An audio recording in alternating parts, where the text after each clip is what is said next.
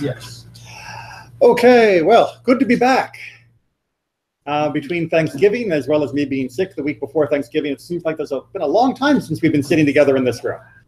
But that's okay. We've always got something new to talk about. So this week's parasha is Vayishlach. And if you thought that Jacob was out of danger at the end of last week's Torah portion, when he had finally made, I don't know if peace is the right word with Lavan, when he had finally made a truce with Lavan, to each go their own way and to say, you go that way, I go this way, and if I don't see you ever again, that won't be so bad. That was a nice resolution to that conflict, but now he has a new conflict. Yes? I was going to say, but people wear that quote, you know, yes, and they give it to friends, and I've always thought, does everyone know what I'm talking about? You know, there's the final quote of Lavan where it says, "May God watch over you when we're apart," which is often made. You'll sometimes see it'll look like one of these things, like a locket, or like and it'll come in two pieces. Yeah. And you'll give half of it to one friend and half of it to you, so you're each wearing it, and it's kind of like, you know, God's looking after you even when I'm not there, and it's very nice and wonderful, and it's a sentiment and highly recommended. I don't think we have them in our gift shop, but if we did, you could buy it there. I'm sure they could order it for you. However, in context, the quote is a warning. It is basically saying, I may not be there to watch you adhere to the terms of our treaty, but God is watching. So if you break our treaty, God is going to come down on you. So it's interesting. It's a good example of how individual quotes taken out of context can often be abused for other purposes, or in this case, into a nicer feeling than the original was. So yes. I just thought it was funny. Yes, but now he is facing Esau. He is facing his brother Esau. And this is the bigger test. Because, well, what is Jacob hoping to achieve now? What are his goals at this moment in life? What's his dream? From Lavan, we got no, to go to basically make his foundation of his family in the Holy Land. Okay, right. So he wants to have his family, right? Family settled in home. His inheritance. Right. And home is equal to the inheritance. And home is also equal to, you know, what we would call the land of Canaan at this point in the story. Eventually, of course, we're going to call it Israel. But it's not called Israel yet because Jacob's not called Israel yet. Right, so this can't be the land of the children of Israel because Israel himself has not become Israel yet. So this is the issue. You know, he's got a family, right? All of his sons and daughter and all of his wives, and he's got all of the people and the flocks. He's got an issue now of trying to settle down and trying to find a location, because he could have settled down in Haran. He could have just stayed with Lavan forever and just settled down there. But he didn't want that. He wanted to settle specifically in the land of Israel, the land of Canaan. And there's an obstacle to this, at least in his mind at this point in the story. And that obstacle is Esau, right? All of this is versus Esau.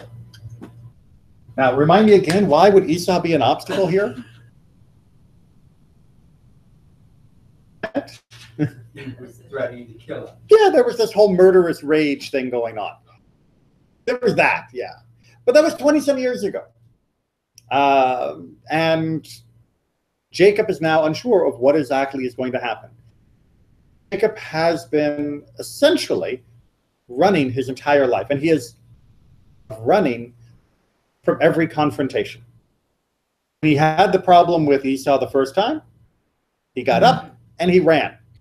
When he had the problem with Lavan, he got up and he ran. So he's a runner. When there's a conflict, he's a runner. And now he's in a predicament, because for him to settle, That's kind of like, the antonyms, sit down, run. You can't do both simultaneously. And he might be able to do it somewhere else, but he wouldn't be able to do that without tackling the question of his brother. So that's where we are in our story. Everyone got that? Okay. So with that in mind, then we are going to come up to chapter 32. This is page 199. And we're going to start off on verse 10. He's already begun to make some plans and preparations of dividing his camp, but this is him now ruminating on what he feels at this moment in his life. Okay. Do I have a volunteer? I would like to volunteer. Thank you. O God of my father Abraham and God of my father Isaac, O Lord, who said to me, return to your native land and I will deal bountifully with you. I am unworthy of all the kindness that you have so steadfastly shown your servant. With my staff alone I crossed this Jordan, and now I have become two camps. All right, so with my staff alone, he is referring to his exit from the land of Canaan originally, when he was a young man after having stolen the blessing. He left with no more than his staff. That's kind of like the modern English equivalent of saying, with only the clothes on my back. He left with nothing, and he's returning now with enough that he could make two camps. So that is an amazing blessing that God has already shown to him. And God, nevertheless, was the one who was kind of pointing out that, yeah, returning back to the land of Canaan now was a good idea. And yet here he's facing the turmoil with his brother. Okay, so he goes onward now with his prayer. Deliver me, I pray, from the hand of my brother, from the hand of Esau. Else I fear he may come and strike me down, mothers and children alike. Yet you have said, I will deal bountifully with you and make your offspring as the sands of the sea, which are too numerous to count. Right, well, a bit of a problem, right? If he kills all of us, we're not going to be all that numerous. So I'm kind of convincing you, God, but maybe more speaking to himself, that God has offered this protection, and in order for God's protection to come to pass, he's going to somehow have to survive this, because otherwise it doesn't make sense. The murmurings of somebody who has faith. If you read into somebody who is if you've ever seen somebody, or perhaps yourself have gone through a crisis or a very difficult time, you would come out the other side that this was not what God wanted to be the end of you, or the catastrophe that you would face. Nevertheless, you still were fearful that it might be. That is what Jacob is quite literally wrestling with. Okay, onward. We're on verse 14 now, on page 200. Right there. He selected from what was at hand these presents for his brother Esau. And 20 he-goats, 200 ewes and 20 rams, 30 milch camels with their colts, 10 bulls, 20 she-asses and 10 he-asses. These he put in charge of his servants, drove by drove, and he told his servants, go ahead between the droves. Okay, so he's made this arrangement of two camps. And then he tries to go to sleep after having prayed. And then he basically wakes up either in the night or during the night or shortly after night. And he has another plan, which is to now take some gifts in this special process, this caravan system that he's going to devise. So he was worried about it, and he separated himself into two camps. And he made his prayer, made his peace. And then he got up and was worried again. Right? And so now he's going to try plan B. Now, plan A hasn't failed yet, but he's already trying plan B before. So this is somebody who is very nervous. And remember, he should be nervous. Yes. This is the first time he hasn't run. So he doesn't have experience with dealing with this type of confrontation. Well, also, he did something wrong to Esau. He stole his birthright, which means he got stuff that he shouldn't have gotten. I mean, he ran without anything. Mm-hmm. But right. Well, specifically, remember, he stole the blessing, not the birthright. Well, the birthright he traded. Right, which is Well, it was a way that you don't do that to a guy who's starving, hungry, and say you're going to die of hunger, but just give me your birthright. I mean, that wasn't right either. He knows it wasn't. And perhaps, but it wasn't theft. Give that. His most recent memory is of the murderous rage. Yeah, the murderous rage is still foremost in his mind. That's all he. Yes. That's it. That's And no matter whether we can say that he didn't steal the birthright, although he definitely stole the blessing, have a different set of opinion, right? He may have alternative facts about this. Maybe he's seeing his brother's point of view, right, rather than just his own. Right, and when you are Esau and you are, as we're going to see, in charge of 400 armed men, your facts kind of matter. Even if Jacob can say righteousness is on my side, Esau has the army on his, and that is a problem. Wouldn't it have been nicer if, even if Esau had nothing on his side, if Jacob had realized that he did something, or never mind that he keeps running and he doesn't, but if he had realized that he did a bad thing to his brother and should apologize because he was wrong. Absolutely. That would be really nice. But that type of scenario, Yeah, which is the one most of us are, I hope, more familiar with, yeah, we haven't caused murderous rage in our siblings or relatives, I hope, is not what he is wrestling with here. Because what he is wrestling with here is not only a guilty conscience. Guilt, or at least his perceived guilt in the eyes of his brother, may lead to the murder of his family. Right? So there's more at stake here than just, will I bring myself to apologize? Right. What's at stake here is my brother may not want to listen to an apology. He may just be in a killing rage. That's why we have plan A, try to go to sleep. Plan B, I mean, is why this is all going on. There's going to be a plan C even before we're done. He instructed the servant in front as follows. When my brother Esau meets you and asks, whose man are you? And whose animals are these ahead of you? You shall answer, your servant Jacob's. They are a gift sent to my lord Esau, and Jacob himself is right behind us. He gave similar instructions to the second one and the third, and all the others who followed the droves, namely, thus and so shall you say to Esau when you reach him. And you shall add, and your servant Jacob himself is right behind us. For he reasoned, if I propitiate him with presents in advance, and then face him, perhaps he will show me favor. And so the gift went on ahead, while he remained in camp that night. All right, so he's going off experience. Bribes help. Right? And not only bribes as one big lump, but continuing to dole out bribes is especially effective. Because if you just give someone $1 million and then you say that's it, no reason to be expecting more. It's that expectation of more that keeps you alive. And it also gives multiple times for people to say, your servant Jacob, your servant Jacob, your servant Jacob, hoping that Esau will come to like the sound of those words.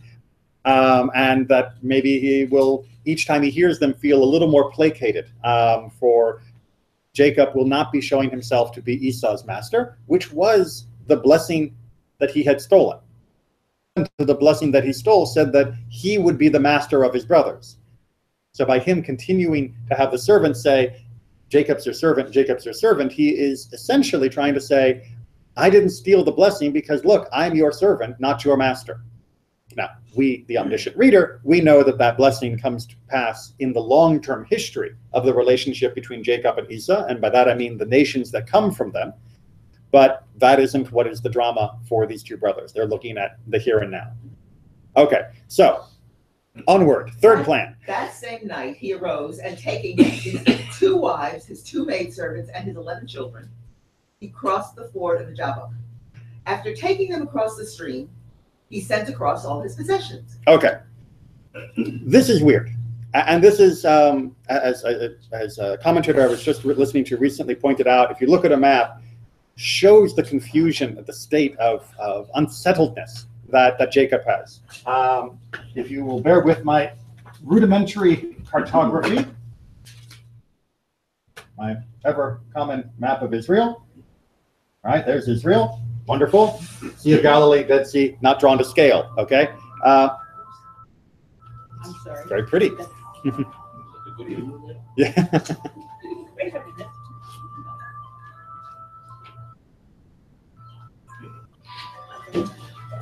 Okay. So, okay. We have here the land of Canaan. And where is Jacob coming from? east, right? So he was up here in the land of Haran, and he's coming down this way. And how do we know he's coming down this way? Well, the Yabok River runs roughly like that, right? It runs perpendicular to the Jordan River.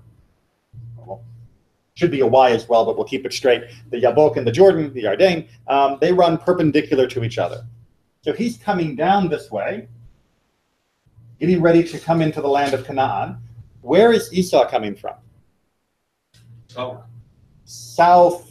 Around the Dead Sea. Exactly, right? He's down in the land of Seir, which is where Esau has taken up residence. This becomes the land of Edom, of his descendants. So Esau is coming up here. Got that? So if Jacob is here, right, good old Jake, and he sends his family across the Yabok, where is he putting them? So, area. He's putting them closer to Esau. Right now, as the commentator I was listening to said, perhaps this was because Jacob in the middle of the night was a little confused. You know, you come back to the land after 20 years, you don't have any son to tell you what direction is what. Jacob might have thought he was sending them there, that he was sending them across the Jordan, which would have put them in the land of Canaan and would have put rivers between them and Esau. But instead, he perhaps mistakenly sends them closer to Jacob, while he stays here on that side of the Yabok. Confusing, yes? Right? Because why in the world would he ever send them closer unless he made a mistake? And if he made a mistake, then just see if we can do this, right? If that's north, south, east, and west, and if he sends them south, thinking that he's sending them west, his compass is off. Well, by 90 degrees, basically, because it's roughly a 90-degree intersection of those rivers. And if his compass is off by 90 degrees, then where did he send the camels and the goats and the flocks and the gifts? Wrong direction. If they were supposed to be going south, he ended up sending them east. They're heading off this way. To the waist. Oh.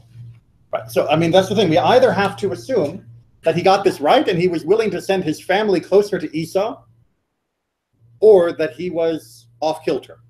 And when he was off kilter, if he sent both his family and the gifts in the wrong direction, then Esau would not have had all of those gifts arriving to him in advance. Now, this is, like I said, just one commentator's theory, but it's an interesting one that helps try to answer the question of why would he send the family across the Yabok when he was on the north side of it already? Because that's only putting them closer to Esau. So maybe it's a military maneuver. Sometimes you try to confuse your enemy by being stupid. Yeah, we're gonna run away and make it look like. But usually when you try to confuse them by running away from them, you run away from them, not towards them. He knew that Esau had a problem with him. Yes. That's where the conflict. It wasn't with the servants who he sent first. Right. It wasn't with his children. It wasn't with his wife. It was with him. Right. So this is a counter explanation. And that is his brother. Yeah. The son of, they have the same father, same grandfather. Yes. And so he knows that there's a certain kindness and a certain moral compass that he does have. That may or may not be 90 degrees off. That Esau does have. That he might be mad at him, but he's not going to take it out on exactly an innocent party. And so this is the alternative commentary, which is to say, no, he knew what he was doing, and he sent his family across first, because the idea was that Esau would meet them, and he would not be seeing Jacob, because it's the sight of Jacob that's going to enrage him. And therefore, he would meet the family, reminded through Jacob's presence of why he was angry with Jacob. And then, once he's learned to like his sisters-in-laws and all of his nieces and nephews, then when he saw Jacob, maybe he wouldn't be so murderous, because he's already met the family, so to speak. And been paid off. And been paid off, yeah. Well, both. He's been paid off, he's actually seen the family that he's going to make widows and orphans of, and therefore maybe he won't murder Jacob. So that is the other explanation of why he would intentionally send the family to Esau than he himself was. And like I said, that was the answer that I had heard most until just recently reading that one way to understand this would be, if you looked at this on the map, this is kind of a hard area to get your bearings on in the middle of the night. It's not got a lot of natural features that help you, and when you've been away for 20-some years and you're worried, it's easy to understand why you might, make a little bit of a mistake. Okay, but Just, where is Jacob left alone? On the final crossing, he's in. it sounds like, right, so there's a little bit of doubt, but it sounds like he is left alone to the north of the Yabok, of the river. So he went back. Well, because it says that he sends them across, right? After taking them across, he sent across the possessions alone. So He said he crossed the ford, so he took them. he does take them So across. he wants to come back. That's what it sounds like. You know, again, it's not 100% clear of what's happening here, which is why it's open field for the commentaries. Says he took them across, Mhm. then he sent across his possessions. Right? So to But then verse, to send across his possessions on the other side of it. right, you don't send with something, you send away from you. Yeah. And then, of course, it's verse 25 that's going to give us the opening line that tells us that he's alone. So why don't we keep reading a little bit so we can get to our additional commentary. Verse 25, Jacob was left alone, and a man wrestled with him until the break of dawn. When he saw that he had not prevailed against him, he wrenched Jacob's hip at its socket, so that the socket of his hip was strained as he wrestled with him. Then he said, "Let me go, for dawn is breaking." Okay. Well, who are the he's? Okay, go ahead and read the rest of the sentence and we can try and answer that. But he answered, "I will not let you go unless you bless me." Okay, Now so he's answering. so that's right. Oh, so it's all clear now? Yes. Oh, good. Okay. Because this is confusing. Yes. And part of it is because we're playing the pronoun game. Whenever you get too many he's and she's and it's, rather than actually using the nouns, it gets a little complicated to try and figure out who's talking about what, or who in fact is even talking. So let's just describe the basic scenario. And it's still nighttime after having made this nighttime crossing with the family and his stuff. And all of a sudden he's in a wrestling match. And as you can see, it says that he's wrestling with a man, right, with an ish. And the wrestling match goes on and on. What's happening here? Well, we don't know precisely. There were no video cameras there at the time, right? No CCTV. So we have to try and interpret this. Obviously, as we're going to see from later on, the interpretation retroactively is that this is a malach, that this is an angel that he is wrestling with. Which angel might it be? The angel of Esau is often the traditional answer, that this is the angel on Esau's side and that this is him wrestling with this. The other answer that is sometimes given is that this Ish is in fact Esau himself. That this is Esau himself who has snuck into Jacob's camp and has begun wrestling with him. The other way to look at this, however, is that this is Jacob wrestling with himself. His conscience. Right? Because how can you wrestle all night? I mean, it's not physically possible to wrestle that long. Plus, remember that Jacob and Esau were twins. Now, there may have been a difference in their hairiness, but there was still, I'm sure, a great family resemblance. So for Jacob to wrestle with himself and to wrestle with Esau is almost synonymous. That he is wrestling also with the Esau-ness in himself. He is also probably wrestling with his idea of running away. Now, how do we know that he might be wrestling with the idea of running away? Where's the injury? It was leg. Now that his leg is injured, what can he no longer do? Run. So perhaps he was considering bolting during the night, right? I've sent him all these gifts. My family's over there. They have everything. You know what? I'm out of here, right? I'll come back when they tell me it's calmed down, right? That was, you know, Mom said she would call when he stopped being angry. Mom never called. Maybe I shouldn't have come back. I'll wait and see what happens. He might have been thinking of running. It's this wrench in his leg, And now the one thing he can no longer do, which he had always done before, is run. And so he is here. But then we get into this lovely verse 27. He said, let me go, for the dawn is breaking. But he answered, I will not let you go unless you bless me. Okay, so who's holding on to whom here? The classic explanation, which is that the angel held by Yaakov, right? That Jacob has a hold of this malach, of this angel. And the angel is saying, it's dawn, I've got to go and do whatever angels do in the morning. You've got to let me go. And Jacob is demanding that I won't let you go unless you bless me. Now, why would that be significant for Jacob? When they were born, some commentators say that actually Yaakov was supposed to be the first one. Mm-hmm. And but Esau tricked him and got out first, holding him. Ah. So this is to compensate for that. Okay. So remember, he was holding on to the heel, and now he is holding on to the angel, right? So he's a grabber. He's a grabber. And he stole the blessing that was meant to go to Esau, but this blessing could be his own. Now, it may be a little bit with, twisted arm, but it is still a blessing that will be uniquely his. Perhaps a blessing that had been taken from him when he should have been born first. But regardless, it is definitely a blessing that will belong to him and not his brother that he has surreptitiously taken. This is a blessing he has earned, rather than a blessing that he deceived in order to acquire.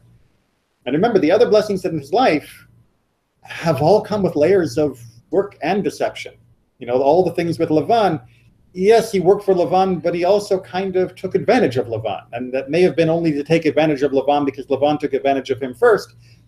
But it still can leave a little bit of a bad taste. This would be something that was uniquely earned with his own hands, without deception. And I think the next sentence proves it. The next sentence said the angel, what is your name? Mm-hmm. He replied, Jacob. The last time he was asked that question, he answered Esau. Exactly. He lied. Now he's telling the truth, so now he gets the blessing not as Esau, but now he admits that he is Jacob. He's telling the truth, which means he has changed also. Yes. So now it will be his blessing, as you said. This is exactly right, and great for spotting that. This is exactly where the arc comes back. First asked, who are you? He answered Esau. He lied. And now he's back in another position. Who are you? He's Jacob, right? He admits who he is finally. He admits who he is. Right, he's not running, he's not hiding, he's saying, I am Jacob, Right. here I am. He may have had to admit this because he's backed himself into a corner. Yeah. But on the other hand, he is willing to wrestle in order to have this blessing.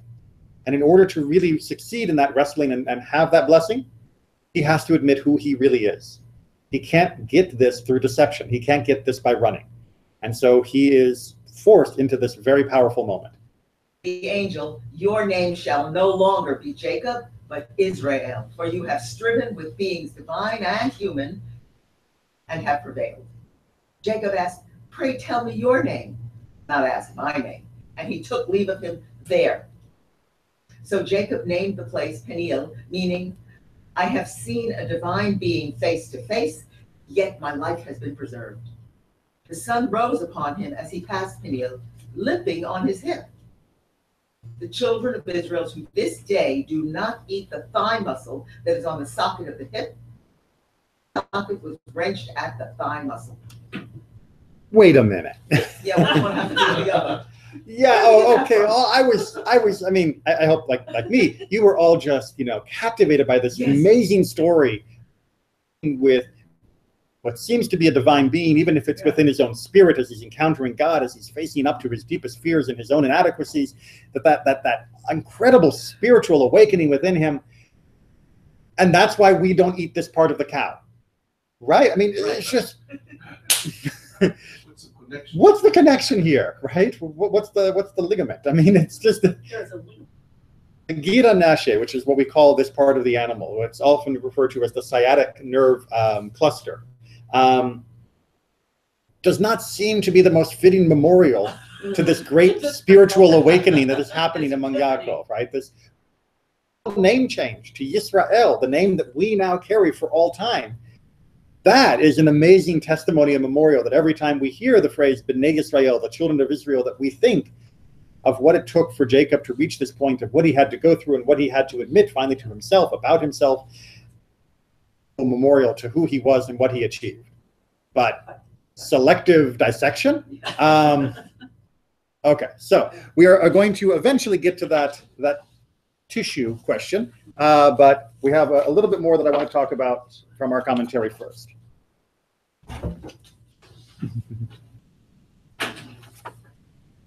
All right. So first from the Relbach. It is fitting for one who has an enemy and wishes to remove the enmity from him, that he bring him close to him with all strength and tell him all his affairs. For this causes hearts to draw together, that he did not hold his back. He informs of the details of his affairs to his friend and withholds this from an enemy. And thus imprints in his heart that he is his friend, and so his heart will break and his enmity will go away from him. And therefore you find that Jacob sent Maluchim to Esau to inform him of his affairs in order to place into his heart that he was his friend. Right, so if you treat someone like you would treat a friend, you can make them into a friend. Now that's risky because they're not a friend yet. Is this where we get the modern axiom, keep your friends close and your enemies closer? Oh. Not exactly. Because this is really trying to say you should turn your enemies into friends by acting as though they already were. We have no permanent enemies, only potential. Exactly. So yes, I would never let my enemy see this part of myself. I would never tell my enemy my business. I would never share a secret with my enemy. But I would with a friend. With a real friend. And if I tell my enemy my secrets, if I share my business with my enemy, if I allow them to see my vulnerability, they will think to themselves, this person must be my friend because there's no other reason why they would be doing this. In fact, Benjamin Franklin did something similar. Benjamin Franklin had a trick for trying to turn friends, which was he would ask to borrow a valuable book from them. Because when they chose to loan the book to him, they would ex post facto rationalize to themselves that they didn't actually hate Benjamin Franklin because they wouldn't have loaned the book to someone they hated. Now he would engineer the system, the request in order that they wouldn't be likely to refuse. But having forced them to already perform an act of kindness to him, rethink how they thought about him in order to justify the act of kindness that they've already done. And once you've tricked someone into behaving nicely towards you, they'll start thinking more nicely towards you. Yeah, Benjamin Franklin was kind of a cunning devil. And apparently, Relbach thought that Yaakov was as well. So this whole elaborate scheme wasn't just about bribing Esau. It was showing that Jacob really was trying to act as though there was nothing wrong between them so that Esau wouldn't think. But onward. The second purpose is in traits, and that is that it is fitting for a person to be ever fearful and to judge matters as they can be in the worst case possible, in order to understand, to take counsel on how to escape it. Do you not see that Jacob, when he heard that Esau, his brother, was traveling toward him with 400 men with him, coming to harm him? And this was even though this was preceded by God's informing him that he would protect him and be with him. And that it was possible as well to judge that he was coming to honor and guard him. He was wise to take counsel on this according to what was possible. Right. So as much as Relbach was trying to say in the first paragraph of treat your enemy like a friend and you can turn them into a friend, he's saying in the second paragraph, but don't be stupid. But you still have to prepare for the worst case scenario. So yes, Jacob could have said, God's already promised me protection, and here comes Esau with 400 armed men. They're clearly an honor guard coming to escort me and protect me, which indeed is the way that Esau portrays it when they finally meet. But instead, Jacob took incredibly sensible and reasonable precautions just in case that wasn't what was going to happen. So even though he was trying to make sure that Esau could be a friend, he was taking precautions just in case Esau remained an enemy. It's a very sensible course of action, the wisdom of our people. Now let's get down to the meat. Why don't we eat the sciatic nerve tissue? It is a fine and punishment. Left him alone. They were, after all, strong men. They should have stayed to help him with his troubles. Because they did not accompany him, Jacob was injured. All right, so the first part of Chizkuni's answer is we're not eating that because we don't deserve it. Because we let dad get hurt. Right? I know we always tend to think of the children of Jacob as somehow being all 12 years old for the entirety of their existence. Right? As though they were just a bunch of little boys out with the sheep. But they would have been, well, certainly in that day and age, men by this point. You know, at least teenagers. More than likely, the majority of them would have been somewhere in their late teens and 20s, if not older. So where were they when dad said, I'll be here alone? No, dad, we're not going to leave you alone in the middle of nowhere with Esau coming up with 400 men. We're going to stay with you. And look what happened when we left him alone. He got hurt. A group of them, 12 of them, would have easily been able to handle one wrestler in the middle of the night. And dad wouldn't have been hurt. Since dad got hurt, we have to refrain from eating this because we were negligent. Not seeing a lot of love for that explanation. All right, let's try a little more. Since Jacob was able to survive the attack and prevail against the angel, the not eating of the Gid Haneshet is to make a remembrance of this glory. Right, so we don't eat it because by not eating it, we remember that the only injury he got was a twisted leg. And given that he was fighting an angel, that's coming out pretty well, right? It's the old joke of when you see somebody with a black eye and you say, oh, you should see the other guy, right? It's like, yeah, I may have this, but the other guy looks worse, right? I still won. Not eating it, you are commemorating Jacob's might, not his failing. Because who else can fight with an angel and only come out with a bit of a wrenched hip? Make sense? A little better than the we left dad alone explanation? We're feeling a little bit prouder of that one. Okay, onward. Because he was injured in that specific part of his body, his descendants accepted this upon themselves. This is akin to someone who has a specific body part which aches. He might accept not ever to eat from that body part in order that his own body part should get better. All right, so maybe a little homeopathic diet recommendations. But let's look and see that Chizkuni is not advocating this because he thinks that everybody in the land of Israel has a weak sciatic nerve. What does this part of the body symbolize? Running away, right? That is our weakness, right? That is the weakness we see throughout the people of Israel's journeys. They journey way too much, right? Abraham had to leave. Isaac had to leave. Jacob had to leave. Jacob and his children are going to have to leave. We're going to have to flee out of Egypt. We're going to flee in the wilderness, and we're going to be afraid to go into the land. We are kind of, let's call it nomads to be polite, runners to be impolite. We have a tendency to be willing to pick up and leave when perhaps it's a little premature to make that decision. For the next 3,000 years, we had to leave England, we had to leave Spain, we had to leave and so by not eating we didn't leave Germany and Poland because we said we're not going now. Look what happened. Yeah. And so every time we refrain from eating the Gid Hanashe, we are fixing that part of ourselves. We are reinforcing that we should not be running. Right? We're not saying that we don't have the tendency. Recognizing that we have a tendency is the first part towards treating the illness and saying that, you know what, we are going to stand firm. Symbolize that is by not eating this part that is of the injured running leg. Or maybe it's more like you got to know when to hold them and know when to fold them. You got to. That is true. That is definitely true. I'll go with one more cliche. Please. I'll let your cliche and Harriet's. Vince Lombardi said, when the going gets tough, the tough get going. Yes, Right. indeed, and Which is just the. and indeed, right, the dueling aphorisms. Yes.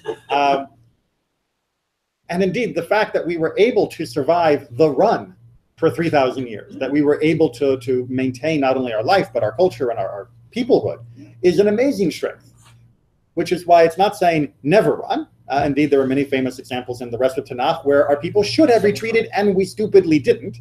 And God gets really angry at us for those mistakes. That perhaps coming from a nomadic group, putting down roots, I forgot my word, settlement was up here, putting down roots is something that doesn't come entirely naturally. And therefore, that has to be a little bit more invigorated within us, rather than naturally slipping into being a nomad, even though we're good at it. Put down roots a bit more, and remember that when you're choosing your meal, when you're choosing how to dissect the animal. Now, for most of us here who've never butchered a cow in our life, and probably never will butcher a cow in our life,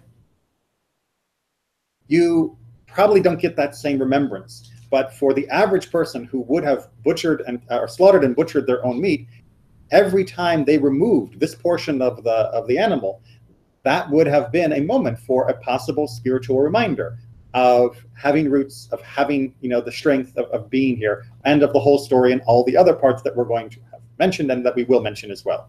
So for us, we never see it because we're not butchers. But for most of our history, this would have been a mostly routine reminder of this very important spiritual lesson. So, all right.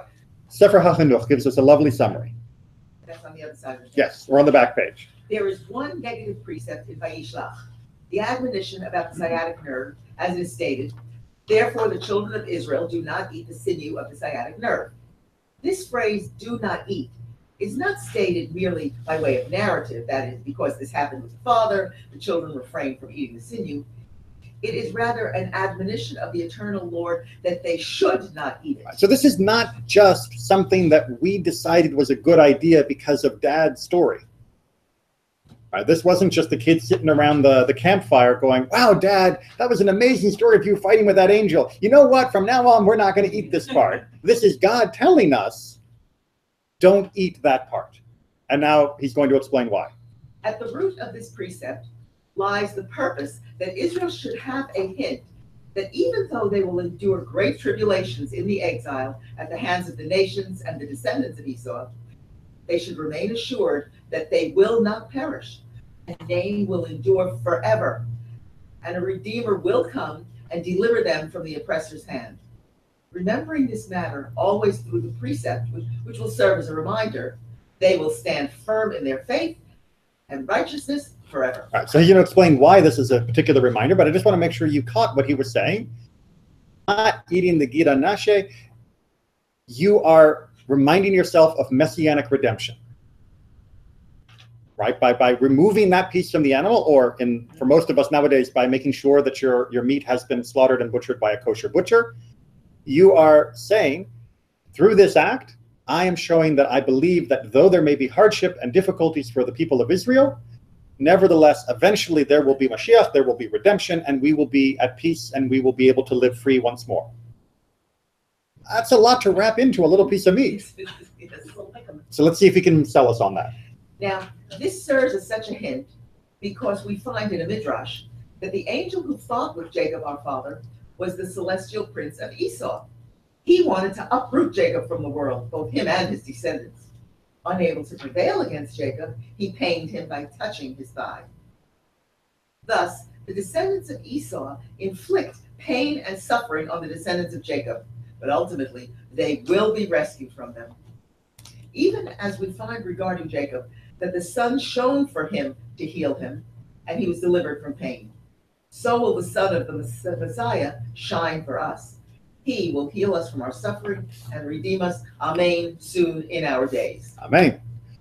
Right, so this idea of, as I mentioned before, from the Midrash, that it was the angel that was on Esau's side, that was advocating for Esau, if you will, that caused the injury. That injury is the hint that Sefer HaChinuch is trying to draw our attention to. Right, that we will be injured. Right? We're going to be hurt from time to time by living in the rest of the world, by living under Esau. Remember, Esau was a euphemism in the Middle Ages for Rome, and then later for the Catholic Church, which persecuted us so terribly. We will be hurt, but we will not be extinguished. We will be able to endure. Just as Jacob was hurt, but was not extinguished and was able to endure and eventually to even prevail. We see where the sun rises upon him right after that.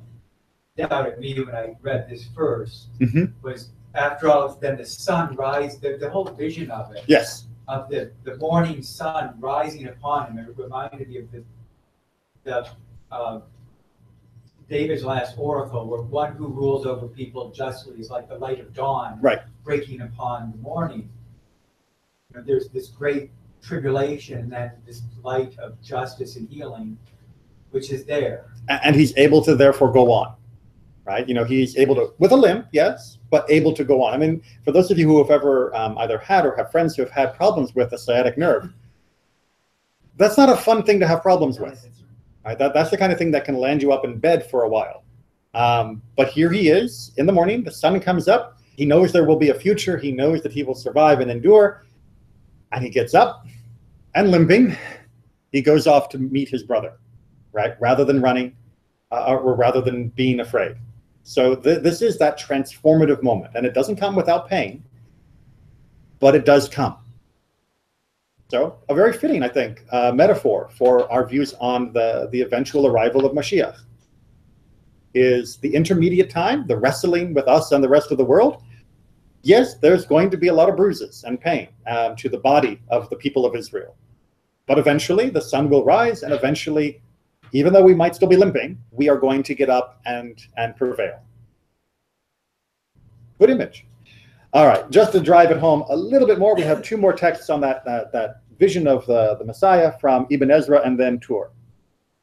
At the end of days, I will give your descendants the entire globe of the earth, and not the land of Israel alone, as it states, and you will spread abroad to the west and to the east and to the north and to the south.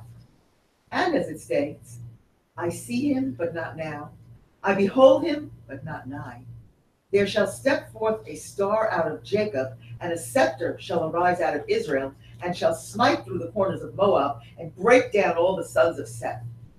Edom becomes a possession. Yea, Seir a possession of its enemies, but Israel is triumphant. Okay, so this is taken from the prophecy of Balaam, when he is talking about the future that's going to face the people of Israel and the people of Moab. And he is saying that there is this scepter that will arise, which is generally interpreted as a interpretation of the Messiah. That eventually there will be a star, there will be a light, there will be a future, and it's not going to be right now. But there's a question, which is what the Torah is going to answer us, which is why mention Edom in this prophecy of Balaam? Because Balaam was dealing with Moab and the Midianites as well, but he wasn't dealing with the Edomites, wasn't dealing with Seir, he wasn't dealing with Esau's family. So why mention them? The reason Balaam singled out Edom from all the other nations is that Edom had been the first to contest Israel's right to exist as a separate nation. That dichotomy had already started in the womb of Rebekah, as she had been told by God in Genesis. Right, so as far as us as a people, as a nation go, we begin with Jacob, and that's why we're called B'nai Yisrael, the children of Israel. And Jacob, at the very beginning, was already being contested by Esau. So therefore, if we want to show that we will arise over and survive despite the pressures and troubles of our tormentors, the best symbol we can use is the one who started it, and the one who was initially our detractor and our fighter. And therefore, Edom, Esau, becomes a stand-in for those that would deny us our right to exist and to continue to exist. That was an appropriate way to finish on today, November 29th. 70 years ago today, the UN voted to partition what was then called the Protectorate, the territory of Palestine, and to establish a Jewish state. Mandate, that was the word I was looking for, thank you. The Mandate of Palestine, which was under British rule at the time, and that it would be divided into an Arab section, and there would be divided into a Jewish section. And as you know, we, the Jewish people, accepted that partition and were willing to divide and share the land in order that there could be nations for both peoples.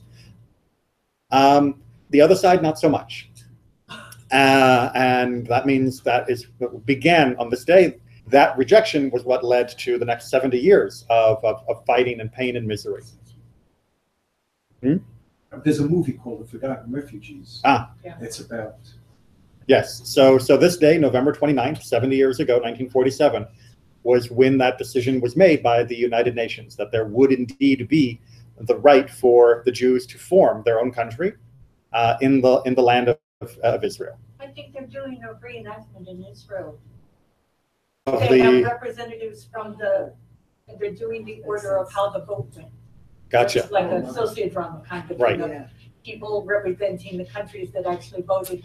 I'm not sure we could get the actual countries to still vote, unfortunately. But Uh, they got people from But we those have countries. representatives in the country, probably not officially, but others that just they're from, Yeah. that are willing It's to kind of continue. a thing that they were going to But- do like on TV or on radio. Or But something. as much as those last 70 years have continued to be, unfortunately, a strife with the spirit of Esau, denying us our right to exist, Israel has, though limping, remained firm and still standing, and is still awaiting a final resolution of peace and redemption, not only for ourselves, but for all those who continue to suffer because of the unwillingness of so many to simply allow us to exist.